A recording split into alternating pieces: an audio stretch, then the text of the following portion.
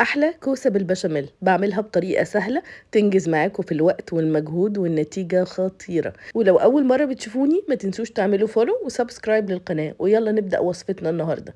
اول حاجه هنبدا بتعصيج اللحمه. بحط بصلايه متوسطه مع معلقتين سمنه او زيت او زبده زي ما تحبوا. هفضل اقلب البصل كده لحد ما ريحته تبدا تطلع ويبدا يغير لونه. انا عايزه البصل يديني اللون الاصفر اللي انتوا طبعا عارفينه. بعد كده هضيف عليه اللحمه. استخدمت حوالي نص كيلو من اللحمه المفرومه. ممكن نزود او نقلل حسب ما نحب.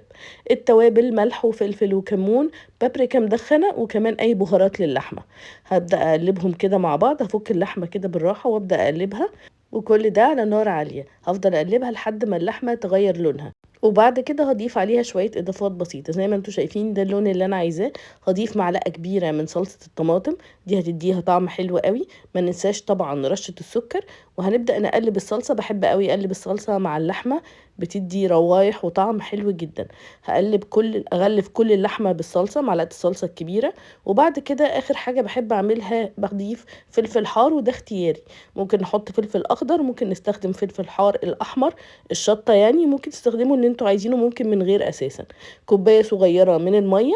وهسيب بقى اللحمه تغلي مع الصوص كده لحد ما الصوص ده يبدا يقل تماما. كل ده على نار عالية لحد ما الصوص بتاعنا يبدأ يقل. هي خلاص زي ما انتوا شايفين بدأت تغلي وهيبدأ الصوص يقل. هسيبها على جنب ونكمل باقي الوصفة. في الطاسة هحط قطعة من الزبدة. طبعا ممكن نستخدم سمنة، ممكن نستخدم زيت زيتون زي ما تحبوا. انا هنا قطعت الكوسه شرايح بالشكل ده. قطعوها برضو بالشكل اللي تحبوه. هضيف عليها نص معلقه من الثوم المهروس. وبعد كده هبدا اقلبها مع الثوم، مع شويه توابل بسيطه، ملح وفلفل بس. هفضل اقلبها علشان الكوسه ما تاخدش وقت كتير في الفرن. عايزه اقول لكم بتبقى ريحتها مع الثوم خطيره جدا. بعد ما قلبتها وتبدا تغير لونها هضيف اخر مكون، وده بيديها طعم في حته تانية خالص.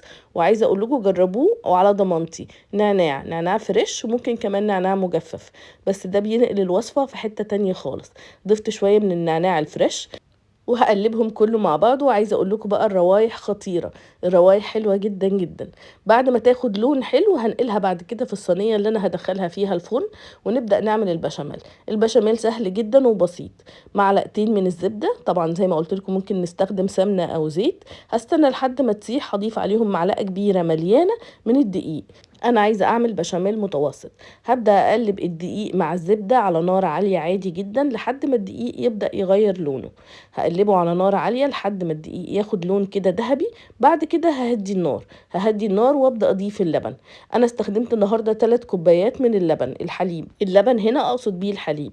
بعد ما هضيف كل الكميه ده كله على نار عاليه هبدا املح هضيف ملح وفلفل اسود. وبعد كده هعلي النار بعد ما الدقيق يدوب خالص مع اللبن. وهفضل اقلب فيه لحد ما اوصل للقوام اللي انا عايزاه. انا عايزاه قوام متوسط زي ما انتوا شايفين كده. ده القوام المظبوط لوصفتي النهارده. بعد طبعا ما حطيت الكوسه في الصينيه اللي هدخلها فيها الفرن هضيف عليها اللحمه المفرومه. طبعا الكميات دي زي ما قلت لكم حطوا الكميات اللي تناسبكم واللي تحبوها. ممكن نستخدم صينيه اكبر كمان. بعد كده هوزع البشاميل من على الوش. انا بستسهل وبوزعه من على الوش وبتطلع الوصفه خطيره جدا. دي احلى كوسه بالبشاميل هتجربوها. بعد ما اوزع كل كميه البشاميل على الوش، دي خطوه اختياريه بس بتدي برضو للصينيه بتاعتنا طعم حلو قوي.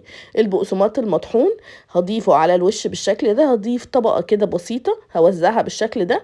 وبعد كده خلاص صينيتنا بتبقى جاهزه. بس ده بيديها طعم حلو قوي، لازم تجربوه. مش هنضيف موتزاريلا ولا حاجه. هدخلها الفرن على درجه حراره 180 الرف وسط لحد ما تستوي. وبعد ما تستوي هطلعها واقدمها مع رز ابيض. والطعم والريحة خطيرة. لازم تجربوها ومتأكدة هتحبوها ومتأكدة هتعجبكم.